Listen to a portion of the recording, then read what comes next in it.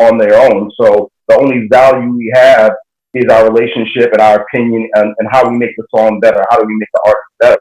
Because they can do it on their own. Whereas, before you couldn't get signed without going through a record label. You couldn't put music out without an A&R and a label helping you put your music out. So now if you're going to get an artist assigned to you and to your label, you have to really be in the A&R business, which is developing the talent, finding the best songs. And I think what we do on this, what everyone on this panel represents is more important now than it's ever been before, because artists don't actually meet us. So we have to bring some real value to the table.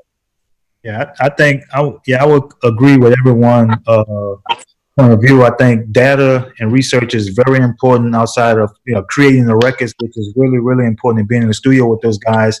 And then I also would add that just going with your gut and how it feels, and making, like if it feels good, like, go with your gut rather than overthinking it and just doing more than something that feels right as well. So I would add that outside of everything else which everyone mentioned. Yeah, I was gonna add on too. Yeah. You just gotta go with your gut feeling when you out here too. I mean, data is great and all that, but at the end of the day, a lot of the data stuff don't really last long. So you gotta go with your gut and what you believe at the end of the day, and that's really how I operate.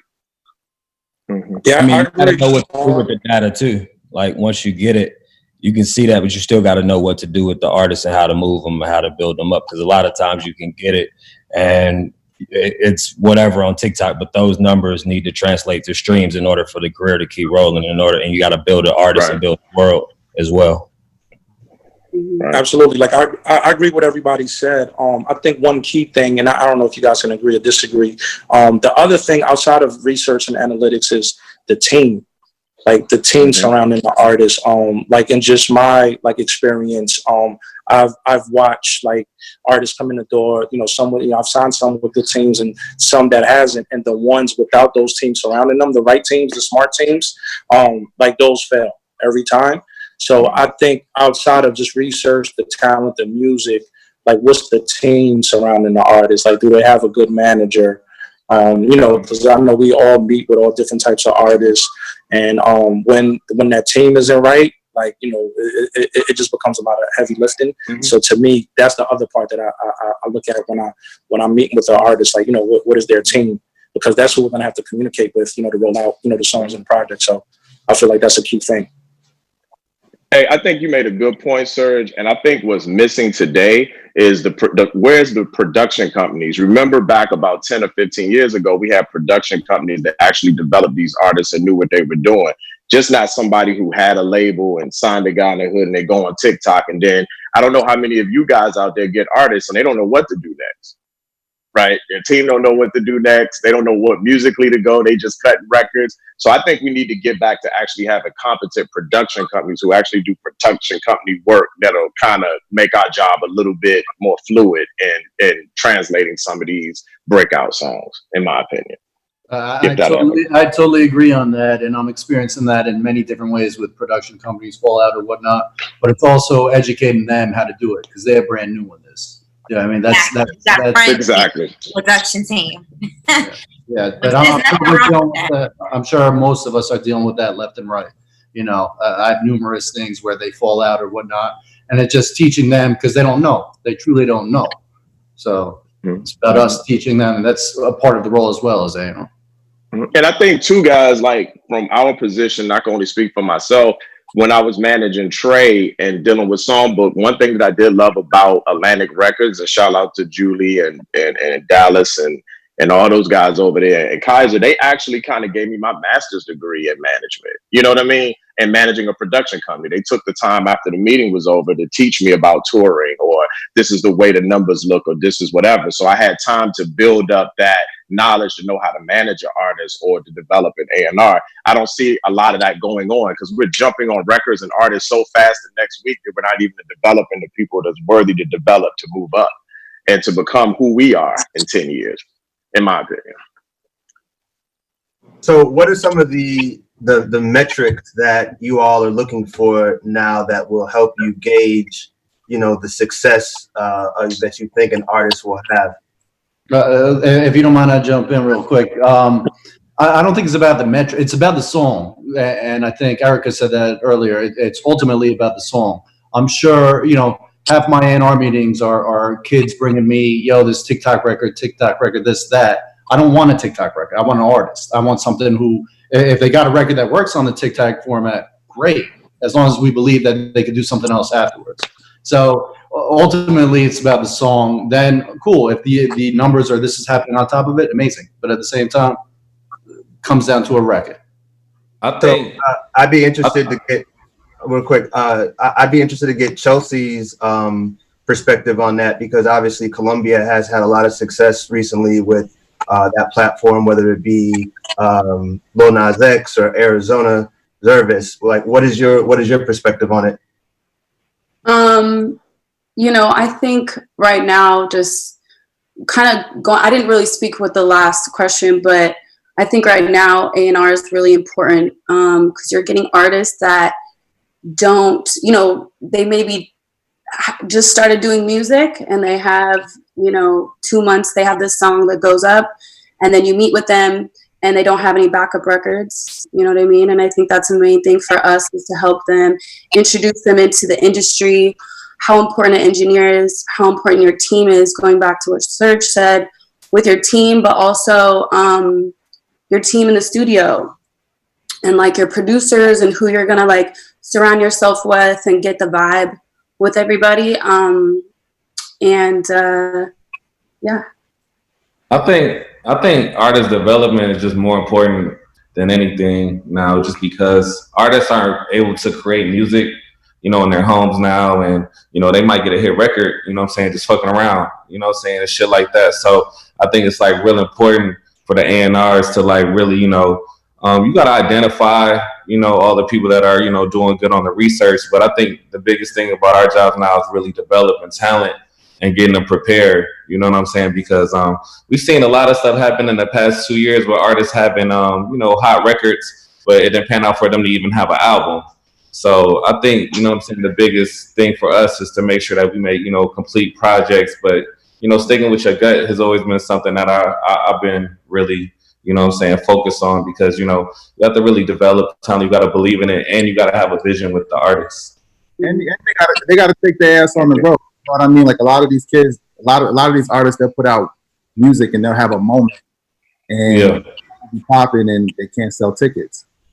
So it's like putting them on supports, or having them open for other artists, just to build that audience, that organic audience.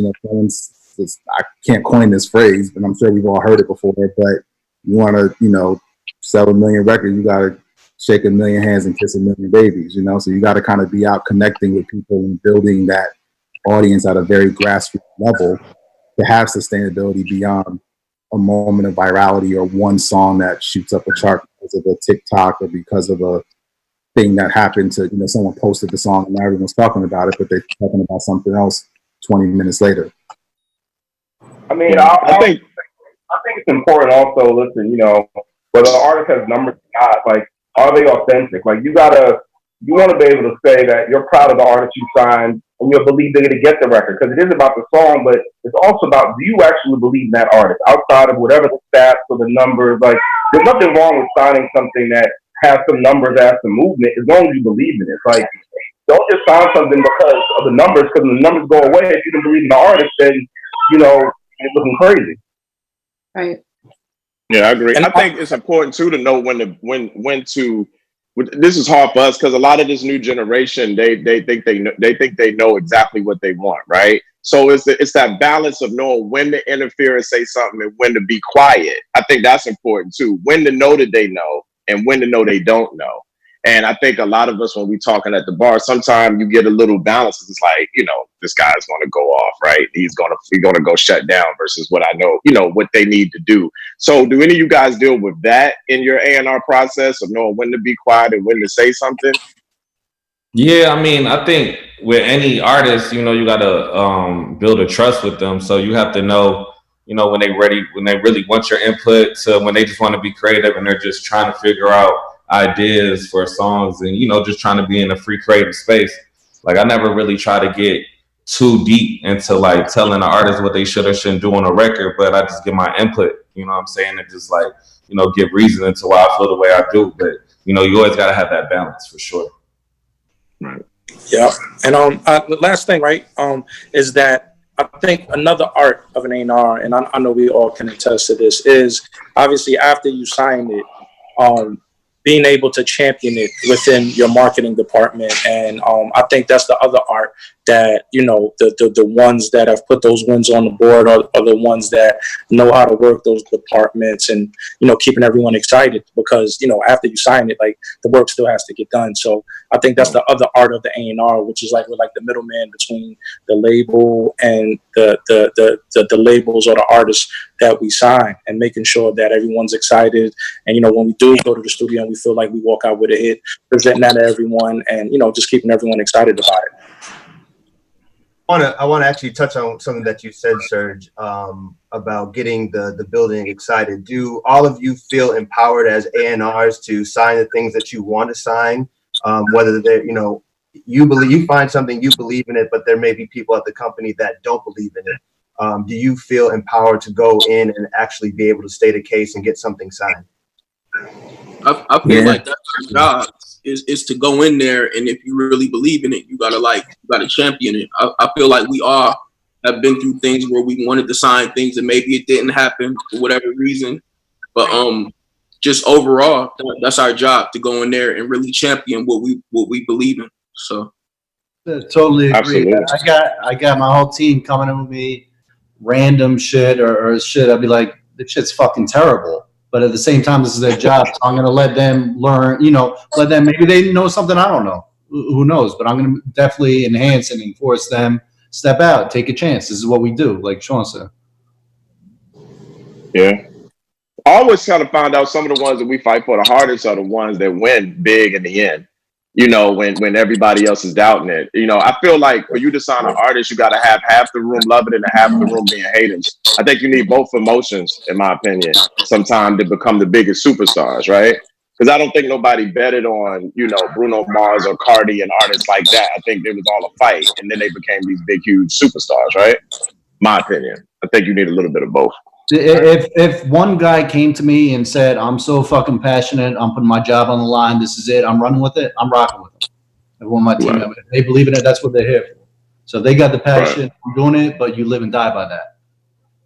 Right, absolutely.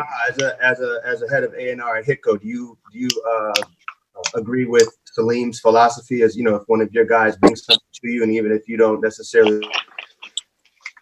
Yeah, I mean, I think the whole point of building a team is everybody has different tastes, right? You can't trust people around you. You shouldn't have them, right? Like I'm not going to know everything, right? Or even listen, I work for a record man, L.A. Reid. He doesn't know everything. There's some things that have been signed that he didn't all the way get, right? So, and I think we've all experienced that on all of our buildings, no matter whether it's the head of the department or the head of the company. It's about your passion, and if they hire you for your passion and your taste, then you gotta trust them. So for me, it's like I gotta be able to trust the people around me. Even when I don't all the way get it, I believe in them almost more than I believe in the artists because they're the ones that gotta sell it.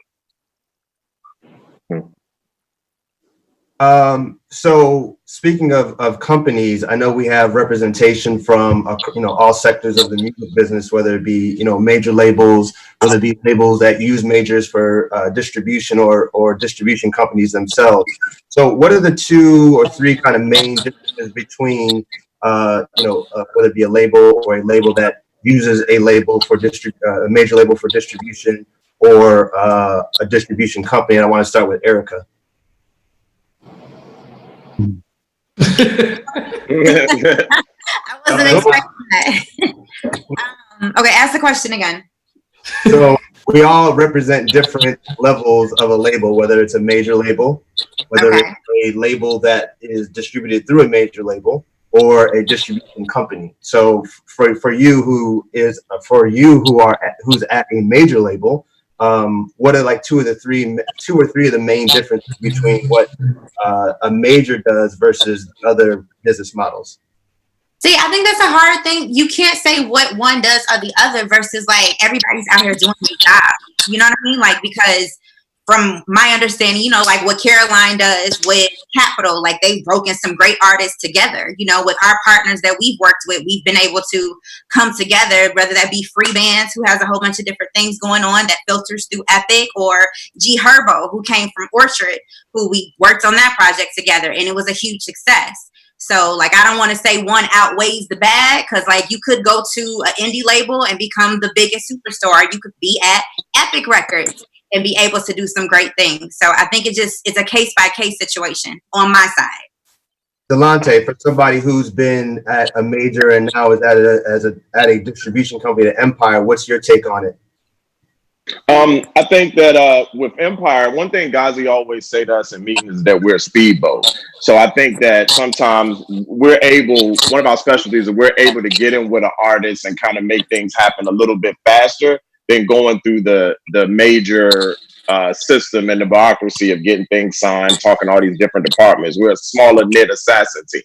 So the artist has more control at an independent than a major.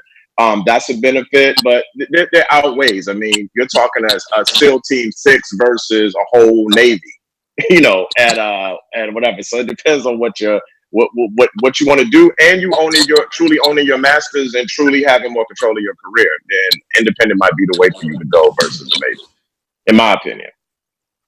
Jaha, who's been? I think for anybody. Oh, go ahead. I was just going to say, I think for anybody from the outside looking in, I think it's as simple as the services that are rendered to you, right? So when you're talking about a distribution center, that's somebody specifically that you're partnering with to release your records. So you might not get specifically promotions for radio. You might not get marketing. You might not have A&R. Their job is literally to take your music and get it to DSPs and providers, right? When you talk about a major label, that's when you get the bells and whistles. So you go from just distribution of your music to your marketing department, social engagement, right? Some people call it digital. You got your promo team. You have A&R, sales that actually have relationships with Spotify, Amazon, Apple, and they're, bolstering and talking about these releases as they come up down the pipeline, getting people excited about it. So it's like literally a fully encompassing team. Now, the intermediate in between on mom and pop label, like Ericka said, or Free Bands, or like we got at, Warner, I think it's a game.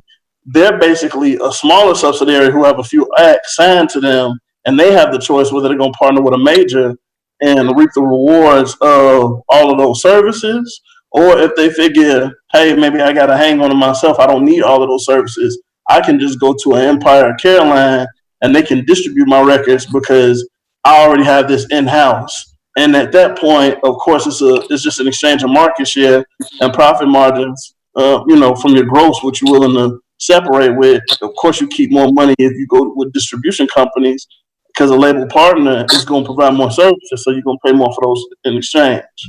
If you're looking from the outside. Right, and let's be clear. At Empire, we have Empire Distribution, which is a straight distribution channel, and then we have, I don't want to say Empire proper, but we have artists that we actually give full service deals to, which we can compete with any major if we're focused at any day. So all that playlisting and the whole radio and all that, it depends on how your deal is structured if you get that, if that makes sense. It's all about the deal. It's there's pros and cons. I've been inside majors and independents since I started my career. It's about the deal you cut, the expectation, and the team and how strong your team is, whether it's in major. Yeah, I think it's definitely case having worked with both. I think today goes back to A&R. You're signing to a person, right? All of our companies have some version of the same services that we offer, right? It's about, what does that artist need and what value they see in you and your company, right? Some artists would rather be with a smaller boutique company so they feel like more of a priority. Some artists have their whole team, to Ericka's point, and they just need a bigger machine to do some more top level stuff. So I think I don't think there's a wrong answer. I think it's about what does that artist feel they need, and then how good are you as the executive able to sell your company to them, right? Because again, artists have all the options. They can decide whatever kind of deal they want, wherever they want to go. They can get a a straight distribution deal from a major. Like there are the rules don't exist anymore. Whatever we can negotiate. I think it comes down to, you know, us as an on the front line. What are we presenting? What are we offering that makes us more attractive than the person across the street? Yeah, I agree. Like, I think, and I know this is going to sound like such a plug for the company that I work for, but like, I think we've like done a great job of being able to offer distribution deals and still get those like major label services. And I think the main reason is because we actually sit inside of a major record label, Capitol Records. So I guess the two case studies in order to answer your question, Eddie, like, you can still be a major artist and be independent. And once again, it depends on your team, right? So with 10K, we've done a great job with like Trippie Redd, right? Who was, you know, goes through Caroline through the 10K venture.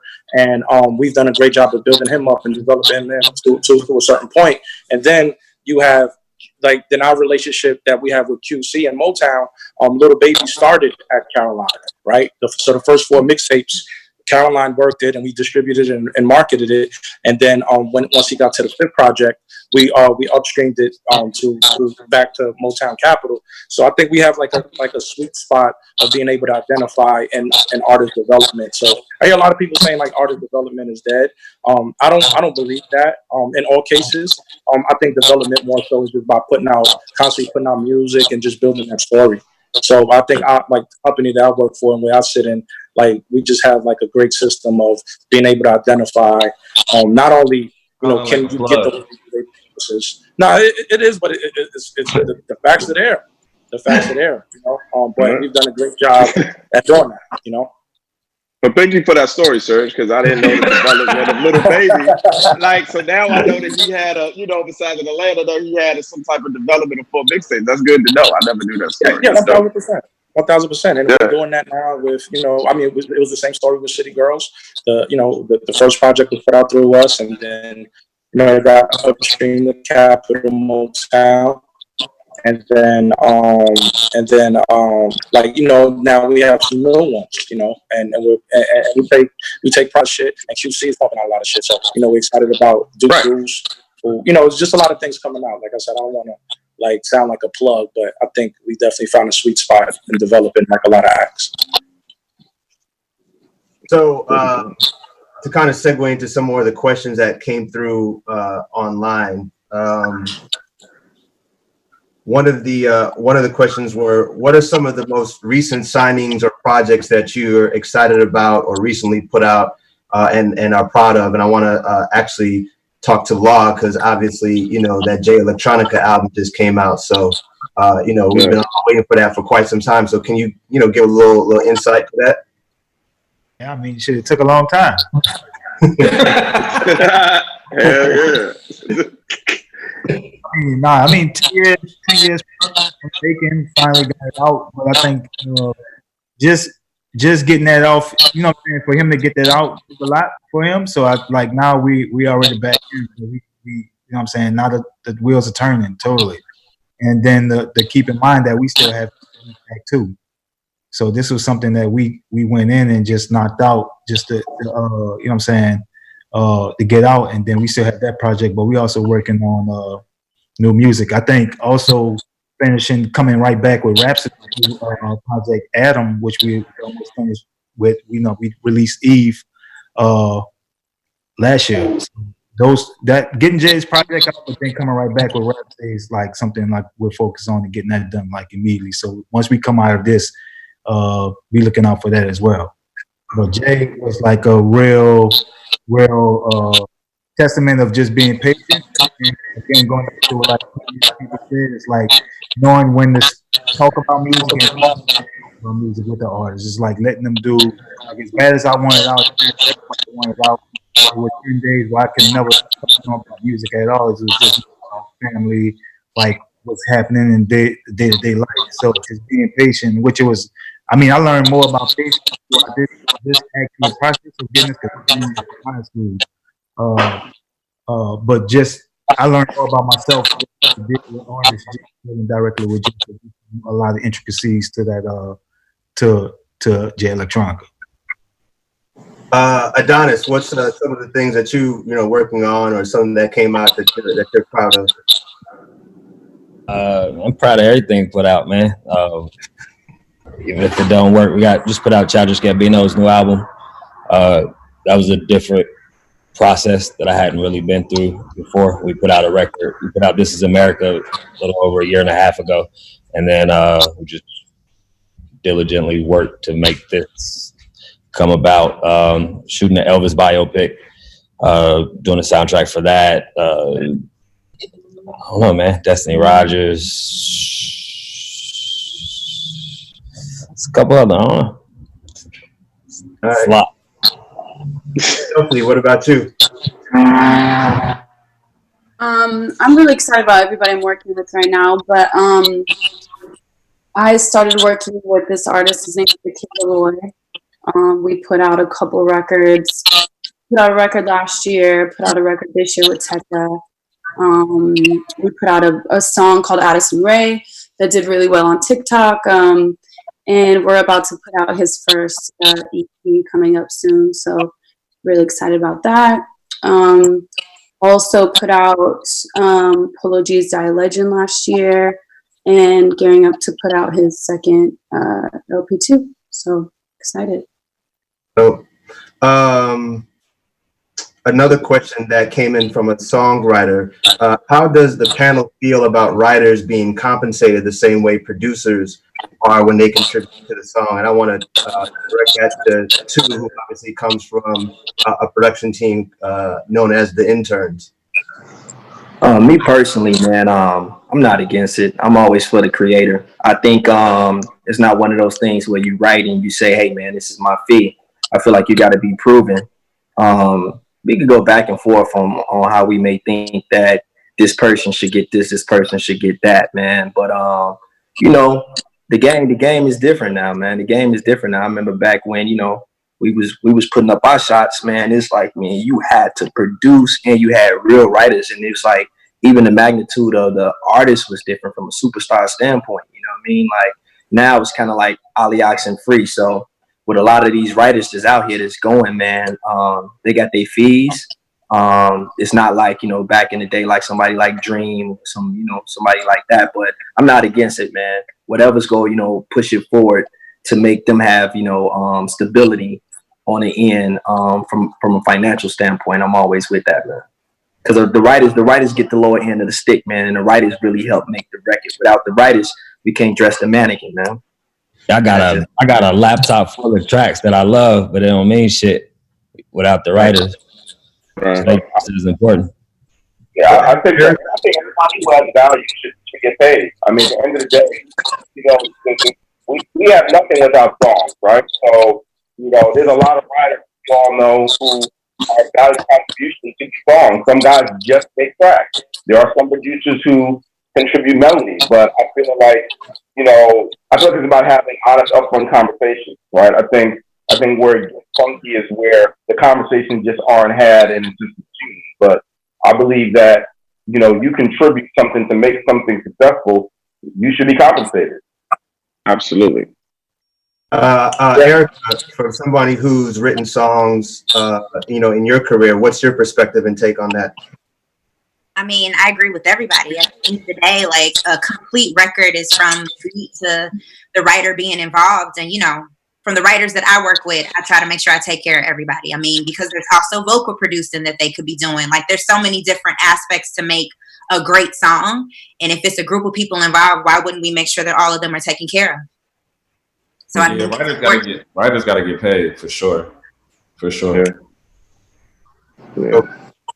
They rarely do though. So let's just be clear. You know, that's when you're asking the question, because they don't. Because a lot of times these producers run off with the money. The only really we're gonna pay a writer is if he done had a string of hit records like Derek or whoever's knocking them out the park consistently. We're not paying no new writer who comes and do the same cadence that was on a Roddy Ricch record that was a hit when Dallas did it, and now you're giving me a sub part, you know, another version of it, and it's still my hit. If you did it one time, I'm not paying you. But I think we're here to also change the narrative of that. Like, I definitely get what you're saying. Like, they're not getting paid, but I think some of us here can also change it that they do. but we're also letting them know the ways of why they would get paid. It's like, you know, everybody got to work for it. So right, and let's be clear. When we say getting paid, it's not your publishing. We're saying a writer's fee. Everybody listening, just like the producer gets. You get paid, and you get your publishing to become very wealthy. We're talking about a fee to come in the studio and to write for somebody. That's what we're talking about. So we're clear. I think sometimes, you know, people get paid and they just think it's about a big number. I think it's just about, I think for a lot of writers, it's a respect thing, right? You know, I've had writers fine with just like a number that's not on par with the producer fee. They just want to be compensated something for their contribution, right? Like, I don't think everything's about robbing the bank. I think it's just about respecting the writers and their contribution, because without them, we don't have songs. Right. Absolutely. And I think the producer need to respect the writer more. If a producer lays a beat down and somebody come in and write a great record, they should be going in their pocket too, saying, here's $500 or $1,000 for you coming in there and lacing and making me a hit. I think we need to hold them accountable as much as ourselves. I think we're paying, you know, to me at least, I'm paying every writer that works on the record, but as a producer grows, they're making, you know, Pharrell money. That, you know, once they get to that stage, that's one thing. But as they grow, they're starting off, if it's a new writer, they're always being compensated. But as they grow and establish a repertoire, then it's increasing their value. Moving on to one of the next questions. In this state of quarantine and everyone being in the house and utilizing social media to try to get people's attention, the question was, how can myself as an artist get your attention, and who was one of the last artists to get your attention? And I think that I want to narrow that down. I think RMR was probably the last artist to probably, you know, utilize social media and get everyone's attention and want to get everybody's thoughts about his visuals and his social media attack. Just in terms of me, since I'm not like in the studio a lot lately, I've been like having lots of time to like just scour the internet, go through shit. People been sending me tracks. I've been listening to every single one, songs, artists. There's an artist that got my attention. Now I'm not gonna say it in this meeting, but you know. Please do, Shawn. Please do. No, I mean, I'm looking at everything. I'm literally everything. So if y'all send something, if you send something to my DM, I done probably looked at it. If I don't like it, I'm not gonna respond. No. Right. Same here. I mean, I dedicate, like, outside of just like making sure the house and family and stuff is great. I think spending the majority of the time just like doing a lot of deep diving and just clicking on one artist, then to another artist, and just going through as much music, and then going back old emails and seeing what previous artists I was speaking with and seeing what they're doing now. So just double back and checking on what was on my radar and see how that's progressing, and just reaching out to certain artists and producers and writers right now. So you have a lot of people right now that's using social media to get your attention. So it's like going in those DMs and just really taking the time to accept it and just try and see what's popping with it. I would say I definitely have become a fan again. I can't speak for everybody, but for myself, like, there is a lot of the numbers and the analytics and data and how many Instagram followers you got and who posted you on their story and all that kind of stuff that weighs into the way you perceive something. And it should just come down to how it makes you feel and if it invokes an emotion and feeling. But I do think a lot of those other factors sometimes kind of can cloud that. So I think with this time off, I've just been able to just immerse myself in music again and not listen critically on like Nick sucks or why they say this lyric here or this should have been the hook and that should have been the post. Just kind of dissecting things in such a way where I tend to do. But I think beyond that, I've had the time to delve into albums and just become a fan of music all over again and introduce other styles and genres and stuff that may have been outside of my wheelhouse because I was making an R&B record. I'm working with Skip Marley and we're trying to do a hybrid reggae R&B record, but I've been able to tap into some other vibes to kind of broaden my musical palette and hopefully tie that inspiration back to the artists that they're making records. I go by a lot of different things, right? We all kind of had to change our game plan. Like, I may have the guy at the skating ring, right? Because the skating ring is the club for the kids, right? So I'll talk to the DJ over there, or the guy working the counter, be like, what's the hot record over there? And kind of vibe on that. Or I'll go by producers or writers or people I respect to say this person is dope. I feel like if nobody else is vouching for you before it gets to me, sometimes it might not mean nothing. Somebody got to be excited about you to say, you need to check this out, other than the artist sometimes. And that'll raise my red flag. Also, the regular research. Just because you got high numbers, I want to see your engagement. I want to see the people go deeper in your other records, you know, on your Instagram, or it's, you know, what's going on. So I use all of it to kind of engage. I like to think things in like simple terms, right? So whenever artists, you know, ask me, how do I get noticed or whatever, and I just ask them like, hey, where do you go to discover music that you listen to? And if you're like on Say Cheese TV, or you're on World Star and you're on Academics, then figure out how to get your music on there, right? Because, like, you know, artists get inspired by different things. Like, you know, they go looking for music, whether it's on YouTube or however it is, like SoundCloud. And I just tell them, like, simple, like, you know, because those same places that you consume music, us as A&Rs, like, you know, those are the places that we're constantly good, and it is what you say it is, and the fans react to it, you know, we'll probably reach out to you. Right now, I've been using this time to really like reach out to artists and producers more than ever. I think like what I've been doing is finding maybe producers that have like 500 followers and artists that maybe have 1,000 followers. You know what I mean? I feel like right now I feel like, you know, I've been on the internet and I've been helping artists maybe connect with people that they wanted to connect with. Hey, I see you're following this person. Can you connect me? You know, stuff like that, where they could be making music together. I think that's really important for me also. And also finding producers that don't have any placement. On one of my artists' next song that doesn't have any placements at all. And I think that that's super important too. And just even with, you know, just producers and artists that don't have anything, and just connecting them with people on the internet, you know. Dope. That's dope. I think diving into new genres too, guys. Like some of you guys have signed some incredible stuff in here, but I think like I signed Afrobeat, and I think I'm a DJ. A lot of people don't know I DJ every Friday, and Trendsetter Sense actually mentioned his name to me. I was playing the record calling it Dogma, but once I signed Afrobeat and got into the whole Afro-wave world of how they make beats and learning all the producers and everything going on in London versus in Nigeria and the Ivory Coast, like it just opens up a whole new world of producers that we're not even touching that can go against anybody in the US, you know, guys. So I think doing that and touching these different, trying to work out in different world areas while we're down to kind of connect with people in Norway and people in South Africa and whatever, to get some different sounds going. And this time that we could be creative without being judged sitting in the house. If that makes sense. Yeah, I agree. Like we just jumped into the Latin market, and I've been using this time to learn Spanish, you know, and like, you know, a lot like that genre right there. It's I mean, it's already big, but like, you know, I don't think it's scratched the surface of what it's gonna be. Especially in YouTube, like, you know, those guys do astronomical numbers. Like, you know, you go to some of the biggest artists, like, they have bees next to like their views, you know?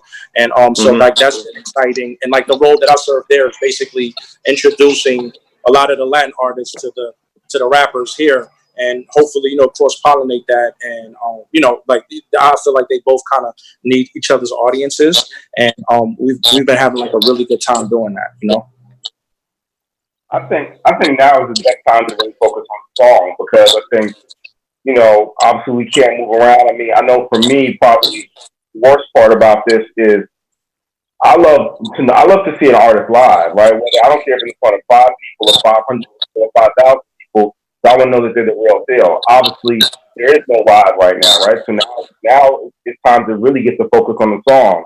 You know, there's artists that we've all been looking at that we may not have signed yet. Like, now's the time to find them that song that makes it the party at the time. Like, I think we're now forced to everyone's point, to kind of really just go back to the basics. You know, where are those tracks you have in your computer that you've been loving, but you didn't get the right top line? Who are those writers? All the writers and producers you know can work at home, right? So it's a time to really just go back to the basics, where I think everyone in the chat actually started. We all started putting together songs. I mean, I know that for Dallas. I know for a lot of people that That's how we started. We started with the song. So now we get to go back to the song because that is the only thing. And the good thing about our business is the songs don't have to stop just because of the quarantine. So to that point, Jaha, I think that there's really three main verticals that we have in our business now. I think you hit on it. The first thing is live. We also obviously have radio, and then we also have playlisting, which obviously everybody is trying to figure out how to, get on. What is the most important thing out of those three? And that's, for anybody who wants to answer that.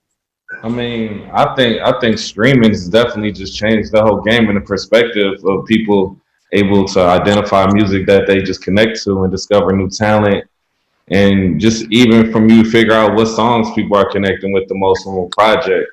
So I always love radio, you know what I'm saying? But I love the fact that, streaming it could put us in the direction of knowing what these kids are really listening to and what they're choosing to listen to opposed to what the gatekeepers are playing. And touring is huge. I mean, our biggest thing right now is make sure that we get our artists on the road and give them an opportunity to build up their fan base, from 200 people rooms to 500 to 1,000 to 2,000 to wherever it goes to. But I think all those things are definitely important right now in the music business. Yeah, I second that. I'm sorry about that. Go ahead. I agree. I think that all three of them are important. I think that streaming has changed the world, and obviously for all of us, that's where we put a lot of focus on. But I always say, you're not famous until you can stand on a stage and you can talk on the radio, because the radio is still involuntary in everyone's life. We forget that there's people who don't have Spotify, who don't have Apple, who don't have Tidal. There's still someone who tunes into the radio, right? And when you can sell out a venue for 500 people, 5,000 people, that's when you're a real artist, because they made a choice to pay their money because they want you, right? You can sit at home listen to a playlist and not care about the artist, right? There's a lot of songs on playlists that the artists don't even matter. So I think all three of them matter. Obviously, for our business model, streaming is paramount, but I think we're all learning that you can't discount that radio still has extreme value, especially when you start crossing over to rhythm and pop. That the audience is still some of the biggest audience you're gonna get. You need radio to be a superstar. Right? Versus just being a streaming winning artist that can do a House of Blues run versus, a little bit a theater run. Because we got a lot of those artists out there that has no radio hit, right? But none of them not doing arenas, if that makes sense. Yeah, I was gonna say to be like Rihanna, to be like Drake, to be Ed Sheeran, Taylor Swift, you gotta have all three. I feel like maybe it starts with the streaming, and then you go to the touring, and then the radio is just the cherry on top. That once you have those two other things, me. This all goes back to a record and an artist. If you got a record, you got the right artist, you're gonna get them all. You know what I mean? You're not gonna get one with that. I agree with you, Shawn. But Ed Sheeran, all that, he had the records. He capitalized on all three avenues, and so much others. And right now, at this point, it's I know there's those three things, but it's get content out. Tell every one of your artists, put content out right now. That's what we want to see. We're all in front of the computer all day long. We're in front of our phone all day long. Get content. I want to jump to one more question, and then we're gonna take some live questions. So if anyone has some live questions that's out there, there's a raise hand option that you should have. We're going to take a few people and bring them into the chat to ask a couple live questions. But one of the other main questions that I got was, how do I become an A&R? Now, obviously, there's not any form of training to, become an A&R. So I wanted to get, some feedback and some opinions on, what are some of the most important skill sets that an A&R should have? I mean, I think everybody that wants to A&R should definitely intern in some department of the music business to just learn the ins and outs and everything. But I mean, the main thing about trying to be an A&R or being in this space is just being able to identify talent. But once you do, what you do with the talent, do you know how to make records, and do you bring value to the artists? Are you going to help put them with the right producers, the right songwriters? And I think just like with us, I think all of us that's on this panel has probably been doing this for over 10 years. You know what I'm saying? So it takes time, and I feel like you know, a lot of the younger kids, they think that everything happens immediately. So I think you really have to just learn the craft. And, you know, then just go from there. But just bringing new things to the table, new artists, new producers, just showing that you know how to identify those things. That's the first step. I'm gonna just piggyback off of what Dallas said. I totally agree with everything he said, but I feel like all of us, like at some point, we had something to bring to the table that somebody wanted, and that like helped us get in the door. So like, if you have an artist, you got to make that artist. You got to like be able to show that you can like take that artist from A to B. Now, I'm not saying take it all the way to Z, but like showing you could take the steps to like grow your artist. If you're a producer, you should go find a new artist and y'all build a sound together and y'all build a catalog. If you a writer, get with a producer, you know, bring something to the table. Yeah, I agree. I think the key thing is, and I agree with Dallas and Shawn, you know, internships, but I think the main thing too, relationships, right? Like, you know, it's relationships, and you know, you just being present. Like, are you in those rooms, you know, and just being out there? Because I remember with me, my start, like I think I probably went to every music conference there was, and it was just to build those relationships and be in those rooms and network.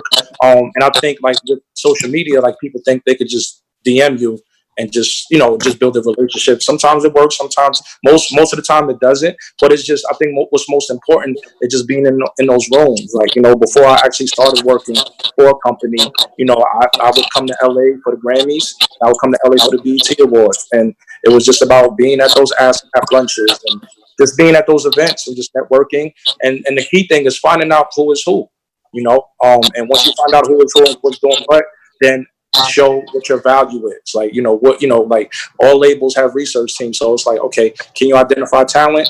Most of the time, we're probably going to know about it. Tell me something that I don't know about. And I think with you constantly doing that, that's a good way to get in the door as an A&R. It just has to be something valuable. Yeah, I agree with them. I would say too, I didn't mean to cut you off, bro. I would say too, for me starting off, I think the major key outside of the internships, and we all did all that, was being around producers who actually knew what they were doing. So there's certain rooms you should be in, but if you could get around a producer who can actually make a record, or a production team who got the right writers, if you're in that room and you're able to learn how they do it and be able to take some of those hits that they don't believe is hits and take it somewhere else and get a placement, or you're able to identify they didn't like this artist and that writer leads you to another place and you're able to get this network of producers and writers, to me, that's the quickest way for you to get in outside of the internship, me personally. And all those points are super valid. And I think a super key is having that relationship with the artist, because you're the one that's going to be able to move the artist. They're going to have a relationship with the team, and don't nobody know about the music outside of you and the team, not even the building. So, you know, it's super important to have that relationship with the artist, that artist can trust you and confide in you. You know what I'm saying? That you're going to, you know, direct them the right way. I think we all taking a macro approach to it, and everybody's right in everything that they said. But from a micro standpoint, for the kids that aren't in New York, LA, Chicago, Miami, these hotbeds where culture and music seems to thrive and meet each other, I was probably 5 or 6 years in when I realized that I didn't have to ask or wait for somebody to tell me to be an A&R. You just had to start the fucking process. Find an artist that you're passionate about in your hometown that's like jamming, doing shows. Link up with them. See if you can add something to their creative process. See if you can help them build and put together records. That, in essence, is A&R. If you do it and you're successful and the records gain traction, let's see if you can identify another act. And from that point on, to Tuo's point, you establish a relationship with the artist, but more importantly, you become part of their creative component. And you can walk with them into a distribution company or a major label, or hell, y'all just stay independent and you rock out. But can't nobody tell you when and where you can be an A&R. You literally just got to walk in that path from your day one. Well said. Yeah, well said. Exactly. On that note, I want to jump into some live questions. So I got about 27 or 28 people that have some questions. So we're just going to go pick a few. Let's go Rosa Nice. Let's see if this works.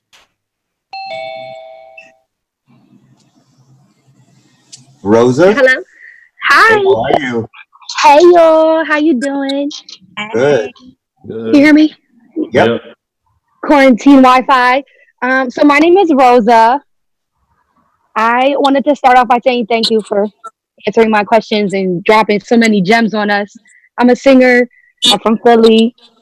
And my question right now for y'all is, with the prevalence of being able to like buy streams and buy placements and buy like all of these things that you can buy to inflate your numbers, how do you guys really choose who is worth it and who's not? How does that record, especially I sing R&B and I do pop, so like it's a little different for me when I spoken to like the two A&Rs I know. So I just a little bit of reference on that, like how it looks when you're choosing singers versus hip hop artists.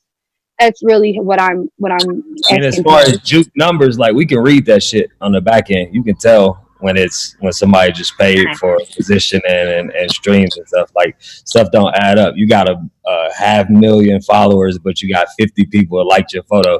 We know some other shit's going on. Like it's just all you can always tell what somebody paid for. That's the good thing with data too, is that we can find an artist that maybe has crazy numbers and we can give them the data and they can be like, well, it looks like these, likes were bought or these streams were bought. So that's the good thing too, is we can kind of filter through data to find out what's real and what's not. Oh, thank you, Rosa. Yeah, thank you guys so much. Let's keep it real. Some of these major artists is doing the juke too. Keeping that 100. Let's just keep it 100 in here. I don't know what you're talking about. Yeah, look, it's confusing. It's confusing for me because these artists that have millions of Instagram followers and get like 1 million streams on a video in one day, the comments on the video is like 100 comments on the views that are the million. So like from somebody that's starting from the ground up and doing it organically, it's like, wait a second, I don't want to buy it, but everybody else is buying it. But I genuinely want that person-to-person connection. I want people to actually hear what I have to say. So it's like different for me. I'm not really pressed on the numbers. I'm pressed on the content. So that's just, kind of what I was. But thank you. I appreciate it. I know you guys got a lot of more people to talk to today. Thank you, Rosa. Thank you. All right, let's go with So.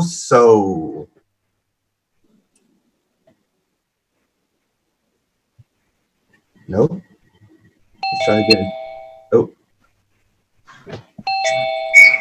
Sorry. So. Hi.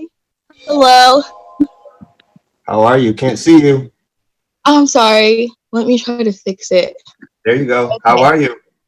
I'm good. How are you guys? Great, thank you. Good. Right. So first, I just want to say thank you for this panel. It's really great, really informative. I'm a student currently. My major is communications with the emphasis in performance studies. So I'm hoping to be an A&R one day. So I had a question kind of like, basically, so like when it comes to tastemakers and everything like that, like obviously there's a clear distinction between them and A&Rs. And I kind of had a question, do you guys, any of you feel like you guys have kind of become like the tastemakers in a way because of the platform that your record label gives you? More specifically, like Ericka, for example, because I did get to go to your basement series. So kind of just wanted to know, like, do you guys kind of like feel that you've been put in the position of being tastemakers for the culture and for the industry because of your position of being an A&R? I don't think it. Well, I'm glad you got to come to the basement. Welcome. Hey, girl. Hey. Yeah, it doesn't. When I started the basement, it wasn't because Epic had told me to start it. I really did that because I wanted unsigned artists to feel like they could come to me. Like sometimes people don't think that you're approachable. And so, I wanted to make sure that, like I'm in the streets, I'm in the building, I'm everywhere you need me to be. I want to be able to just be accessible to you. And so I think it works both hands. You should definitely, be that curator doing that thing that you know how to do, but at the same time, know how to work in a building, because sometimes people don't know how to work in a building. And that can be a disadvantage to them. So I think, yeah, it's just making sure you're available everywhere, and it just helps your brand overall. Okay, good to know. Good to know. Does anybody else have any thoughts? Do they find themselves as a tastemaker? I mean, we are like, we're in charge of the radio, we're in charge of music, we're in charge of the artists that you get to listen to and shit. It's our taste until it's not good, or yeah, it's our taste. Okay. Well, thank you. The biggest thing. We have a responsibility, I think, to give the artist the platform. It depends on the artist. Some artists may want to stay independent. Other artists distribution. Other artists may want to decide to make to get whatever benefits come with all three of those come back separate from that. But I think we have a responsibility to help get their message out to people. And I think we all kind of put in place what we'd like to get people who look like us, you know, an opportunity to message their music wide. I think can be an influence and inspiration to the generation coming up after.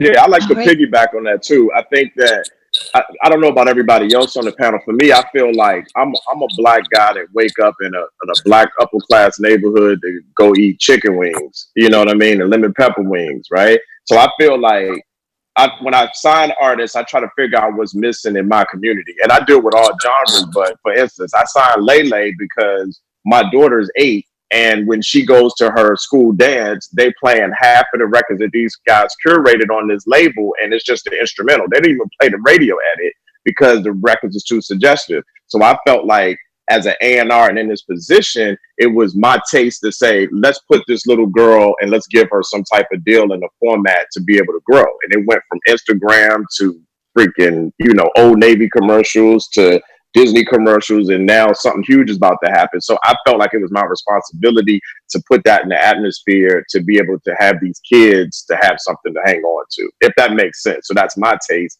and I feel like my responsibility, if that helps as a tastemaker. If that makes sense. It does. Well, thank you guys. Really appreciate all the knowledge and wisdom. Thank you. Thank you. All right. Goodbye. Good evening. Sorry, I was on mute. Have a good evening. Okay, bye. All right, let's take a few more. Rockstar Tony. Let's see.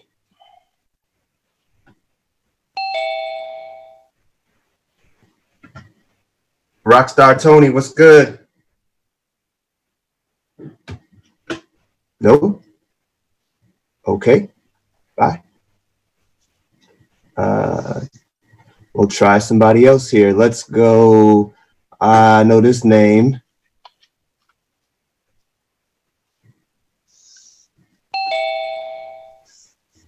Ray Daniels.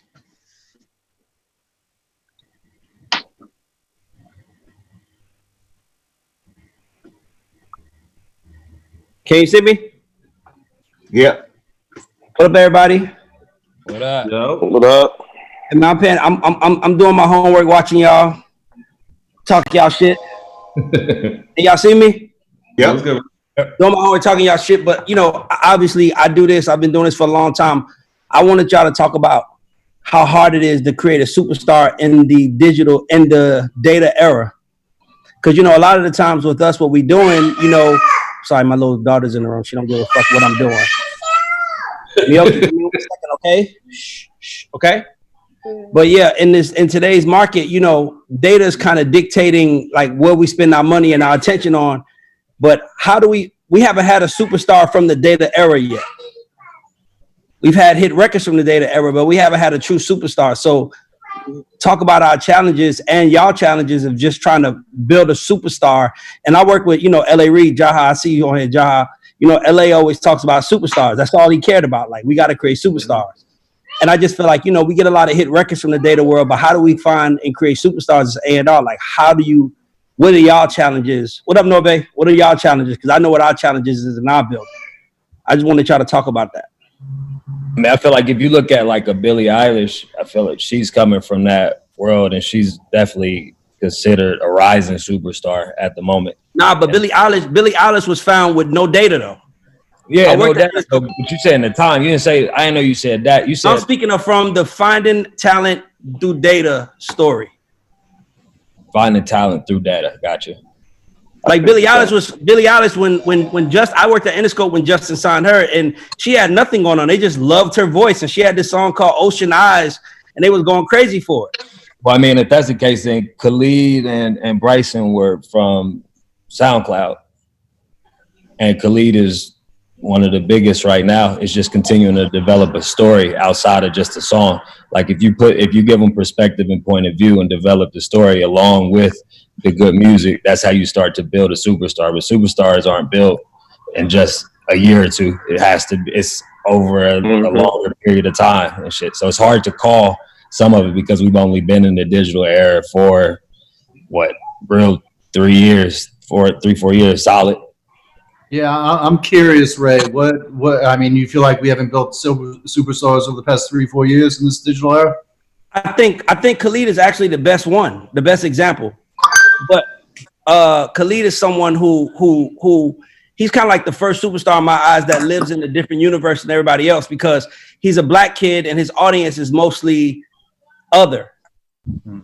So Khalid was actually an artist that I had in front of me, and I was like, I don't understand it. I come from the world where if you're an R&B artist, either the girls want to fuck with you or the guys want to be like you. It's one or the other. And he was kind of totally opposite of those things, and he became a superstar. So I think he's the best example. But you know, and he was also the one. And you said two things, Adonis, that y'all did was both R&B, Khalid and Bryson. But in this world we live in, I know all of y'all go through it where we popping up with a different. It's like every day is 10 different rappers popping up that everybody's chasing. Like Dallas, I remember when you signed Roddy a year and a half ago. You was playing the music and trying to figure it out. But he's a superstar now. But that wasn't like a data thing as much as it was like I fuck with this. Yeah, so our challenges at A&R is always like how do we sift through that part? I mean, honestly, like I feel like I'm still kind of like old school when it comes to A&R shit because like I really just fuck with shit I like. You know what I'm saying? If I believe in it and I think that it's gonna touch the people, I'm gonna just invest my time and my energy into it. I never really once the data shit comes to play and the numbers is out, you already in the bidding war, so you're already late when you get early numbers. So right. I'd rather just pick an artist I like and just work on them. Because the crazy part is that when they in the bidding war, this is what happens. It's a bidding war, so now we all bidding against each other. So we didn't even have a chance to really tell the artist what we think they could be better. It's like I got to tell them everything they want to hear because I want them to sign with me. But then when I sign them and I finally got to A&R them, it's like they looking at you like, nigga, you chased me down for what I was doing. Yeah. So it's almost like it's just a new world that we live in. You got to be honest, though, man. You got to tell them. If they can't respect the honesty, and that means you ain't going to be able to have a real relationship with them when you're making records. I don't want to lie to you. I want to tell you what it is. And if we get along, we get along. Yeah, I think right? Like they want to. That's why they mess with us, right? They mess with you for your honesty, right? Not because you spoke everything they wanted to hear, right? And you're right, it is a challenge.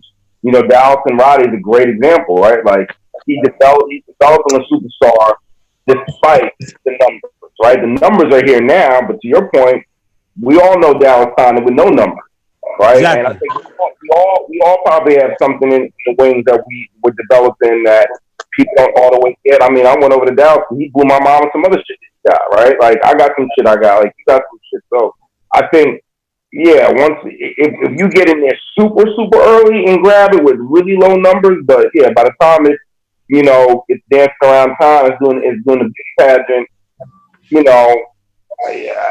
may not even want it at that point. You know, we all got to play the game because that's part of our job, but it makes it less exciting to be doing a beauty pageant and trying to outbid this person. Like that shit ain't fly.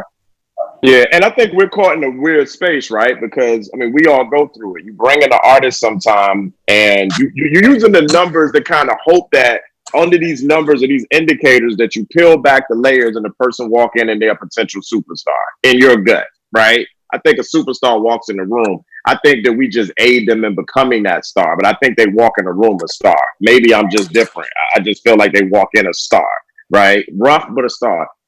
We use these numbers to look at it. We all got to look at these numbers because we all work for a company. They're gonna be like, "Are you looking at the numbers? Do you see what's bubbling?" And that's how we all kind of get caught on the computer screen trying to chase the next Rowdy Rich or the next whoever, right? I don't really A&R that way myself, but I have to be aware of what's going on in case a gem is in that pile, if that makes sense. I also feel like maybe the new superstars look different from how they looked a couple years ago. You know, I feel like Little Uzi is a superstar. I feel like Little Baby is a superstar. You know, it's just different looks now. Right. We a different generation. We heard and seen things differently than how these kids hear and see it. So it's sort of like just staying with the times too. Right. But we knew Uzi was a star when he came in the room, though. Yeah, but Uzi wasn't numbers either. Uzi wasn't numbers and Baby wasn't numbers. They was. So that's what I'm speaking of, like how a kid puts out a record today, everybody loves it, and now next week we offer him $3 million, and it's like now I got to figure out a way to make this motherfucker into the next Uzi. That's the hard part. Right, it is. Right. Now, you know what happens? We just try to figure out how we can make our money back on those. If I'm being real with you, I think y'all did a good job, Chelsea, with Lil Nas X, because Ron immediately put him with Billy Ray Cyrus, created the story. He just became like a star. Whether he was a good example of a superstar in the digital era, but Old Town Road was such a outside of a record. It was like, how the fuck do you quantify something like that being that big? I'm gonna give Chelsea the last word, and then we're gonna. I'm about to get out of here. I just want y'all to know I'm enjoying this conversation, man. I appreciate this. Thanks, OG. Ray. I'm watching. All right, appreciate you, Ray. Yeah, Yeah, I mean, I was definitely going to ask Ray that, just because if we're talking digital and we're talking artists that come from that space, you know, it was all hands on deck. It was everybody. All the heads were, you know, on Nas X, and Ron really championed him, and everybody, you know, the whole narrative of him, you know, the whole Billboard and the country music and everything like that. We really sat together. I mean, not the whole team basically sat together and really figured out, you know, how to make him into a superstar, to getting him, you know, stage presence, media coaching, how to dance. You know what I mean? You see him doing these huge, big, you know, his wardrobe. How are we going to make this, you know, go? But it's also, okay, cool. We did that. Now what's next? You know, I think that's always the thing. At what point do we call him a superstar though? Like, because at the end of the day, is it like one song gets you a superstar and presence at that moment, or is it longevity and being able to stay in for a longer amount of time? Because I feel like, I'm not talking about him particularly, but you could get a hit. It's over time. Go to presence, and then after that, what's the follow up? What happens after that? Are you gonna call him a superstar in another year? Right. That's all about. It's over time. It's over time. Yeah, it definitely is the follow up. It's everything all in that. It's the record, it's their stage presence, it's the story. Like, you know, shout out to Dallas, because when he first signed Rowdy and had me come to the studio to see everything, like it's the records, it's when this kid performs, it's the whole package. That's when you can say he could be the next superstar of that generation. I agree. Cool. Let me get a couple other people in. Let's go with Quentin. Hope you are ready.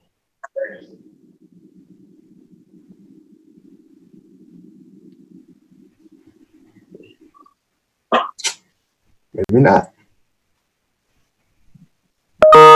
Here we go.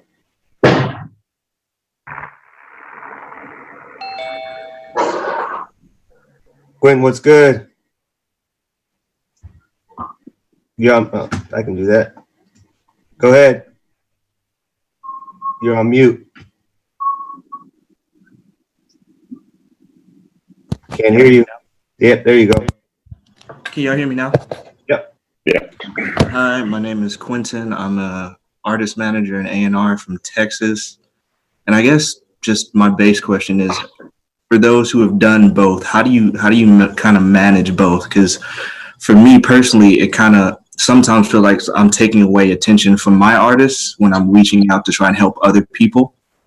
Or it feels like, I'm I'm not investing enough in what I'm trying to do with the people that I manage versus giving input just in a studio session or helping craft a song for a project or doing things of that manner. So how do you kind of manage doing both things?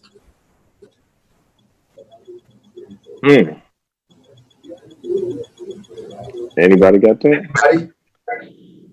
I'll go into this for you. I think when I managed Trey, right, a lot of it, what ended up happening as his manager and being around, a great producer and writers, is that I actually end up coming to the proverbial A&R, right? Because pretty much before it was turned back into Mike Karen, it kind of came through me and Troy's hand in our ear of what it was, and you dealing with these writers. So I don't see how you could do it multiple times. I kind of focus on one thing on my plate. So that's a little challenging what you're doing. I'm not saying it's wrong, but I don't know how you do that, and not focus on one grace, focus on your star and what you think could work. If that makes sense. And I mean, I say A&R like loosely, I guess. Like I have people that I seriously invest in and who I see as a major talent potentially that I want to get to that next level. But I mean, for me, I just graduated from Texas University. So I give a lot of the younger kids who may have not had any direction or who are new to even just making music, I want to help them, give them some sort of direction and maybe give them a resource here or there just so they can kind of figure things out on their own. Or like when y'all were speaking about artist development, I'm really big into artist development because I feel like that's a kind of a lost art in modern industry, but it is super difficult, I guess you could say, because I've had issues like even of late, people wanting me to be places when I'm trying to be other places and things, as time progresses, I've tried to mainly stick to my clients and just strictly developing what they want to do. But if I see somebody who I feel like needs a small push, maybe I want to reach out oftentimes. I have a question. How many artists do you work with? Currently right now, I just work with a vocalist and a producer. Okay. So, because you were saying it as if there was more than one, because I was going to say you got to focus on that one and get that all the way right so that it can get on somebody's radar. So then when that gets on somebody's radar, everything else you've been working on can get on somebody's radar as well. But if you're everywhere, there's no way that you can master that. Even in A&R, we can have, Epic has a roster of 1,000 different artists, but I have my main ones that I'm able to really focus on. And then we have other A&Rs that focus on those as well, because it would be impossible. It takes a lot. It's you giving your all to something, especially when you believe in it that much. You eat, breathe, and sleep, making sure you can break that artist, making sure you can fight in a building, making sure you can connect them with the right people. Like, this is a job that there are no hours. You just get up and go. Yeah, you get possessed. Okay. Absolutely correct. In terms of like breaking that artist, what do you kind of think is, when you're coming into the role as, I guess, an A&R, what is kind of your first step then? Because I got my start, I could say. I was a journalist for about 3 years, and I just built up kind of a repertoire in my area from that. And then people just started reaching out and just in conversations and giving input on certain things, kind of developed into a more serious thing. But I'm always trying to figure out what that next step is to get to that larger pedestal, I guess. I mean, I feel like the common theme that everybody has been saying today is that it all starts with the song. So you want to go in and you want to make sure you get your songs right. I feel like most artists now, they so in a rush to put out music that they're not even caring about the quality. They just want to get it out. So I would just tell you to really hone your skills with your songwriters and just take your time and make the best music. I feel like us seeing Jonte and Neo and Swiss and Tim, the quality of their songs was so high. I hope that it motivates people to get back to the quality just being impeccable. That's what I hope for coming out of this quarantine. Okay. thank you for the input from everyone. This has been very eye-opening, and I've learned a lot from it. Thank you to Shawn and Ericka. My mentor question said y'all are really good people, and I can understand what he means. So thank y'all a lot. Thanks, Quentin. So we just have a few more minutes. We're actually going over time, and unfortunately, we have a lot of additional questions. But I just wanted to start to close it out, and we'll figure out how to get some of these other questions asked. Obviously, people want to know and understand how to get in touch, with us to submit music, whether it be from a producer, a songwriter, or an artist. Is there anybody want to give their MP3 address out? I need to make a follow up for this. Why don't we just all send it to you? Message. What'd you say? I'm gonna type mine in the type message. Oh, that's smart. Oh, you can put it in there? Can you? Yeah, that's cool. Yeah. Oh, cool. We'll put it in the chat. You typing in the chat? Yeah, I'll do mine. Watch this. I think so. Put it in there for a few minutes, and if people get it, they get it. Boom. There we go.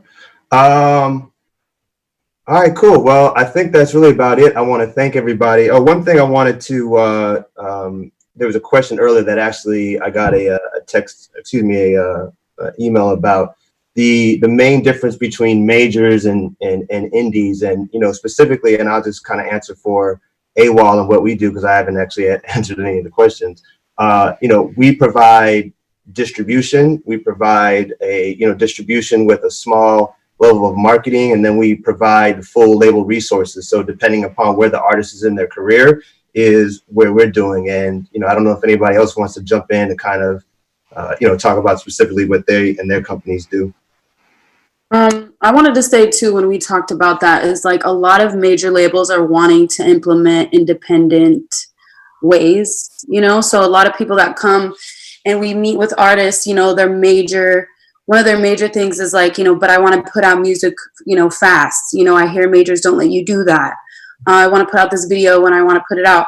I feel like nowadays major labels are working harder to be able to put music out faster, to put their videos out faster. Sometimes artists just, want to put out a video and they'll put it out themselves, and then they kind of see how the rollout is. And then they're like, dang, my rollout, wasn't as good. And then they kind of give you, more of the, I don't want to say power, but just more of the taking the lead on how to properly put out videos and music. But obviously our job is to make sure that we have the artists, ear, and also that we're the champion in the building. So I'm going to stand by the music regardless of what it is. But I think that's a major thing too, is like a lot of these major labels are now realizing, we kind of got to, act a little bit more independent than what people think.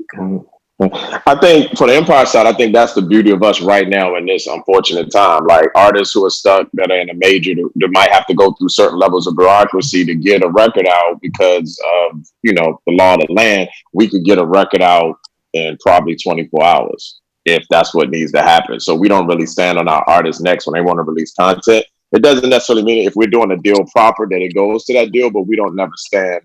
You could get your record out and get your creativity off right now. So that's kind of the benefits of sometimes, major and smaller companies. I also think it's about educating the artist and the team, because sometimes when the artist may be free to their partnership, they just put music out on SoundCloud or upstream it through TuneCore, however they release the music. They're not thinking about the sample in the song, and they're not thinking about the track they bought off of some site for $30 or $40 or $50 to license. But then when you do get in a situation where you have a partnership with a label, those things, that the label then is protecting you from being sued and protecting, things that come with you just putting out music and not clearing it. So I also think it's about educating the team and letting them know that there is a process that you do to go through with respect to some songs when you are putting on music. And then also making sure, sometimes I think I've seen in some cases where when the artist has been putting out stuff, and then when they sign to the label, they stop putting it out because they overthink the rollout process. They overthink the music. They overthink the visuals. They overthink their strategy. And I try to encourage everybody across the board, like it shouldn't stop. Like your cadence of releases shouldn't stop just because you partner with anyone, whether it's an indie or a major or a distribution company. Like, it's just about us all coming together to help amplify the artist's vision and getting the music out in a timely manner. Yeah, I don't think there's any cookie cutter mold. I think every artist is different. Each one, there's got to be a built-in strategy for each artist. So if this is the tradition, we do this with this record, it's totally different for the next artist or whatever else. So. Absolutely, yeah. Because I think with us, like with the we obviously focus on indies, and like a lot of the services we offer and I feel like that we're strong at is playlisting. For QC, like that's all we do with them. Like I definitely want to clarify, like they do a great job of developing their acts on their own, and then we just do playlisting for them. Our relationship with 10K, like we've built a great relationship with them, and definitely broke some superstars. So it's just about like you said, like just finding out what that partner like actually needs and just building everything brick by brick. Cool. Well, I want to thank everybody for joining in. Obviously this is kind of our new norm, so there's a lot of panels going on. There's a lot of beat battles going on, so make sure that you're supporting everybody. Thanks to the panelists for taking out your time. I know we went about 36 minutes over, so I want to thank you, and we'll see you.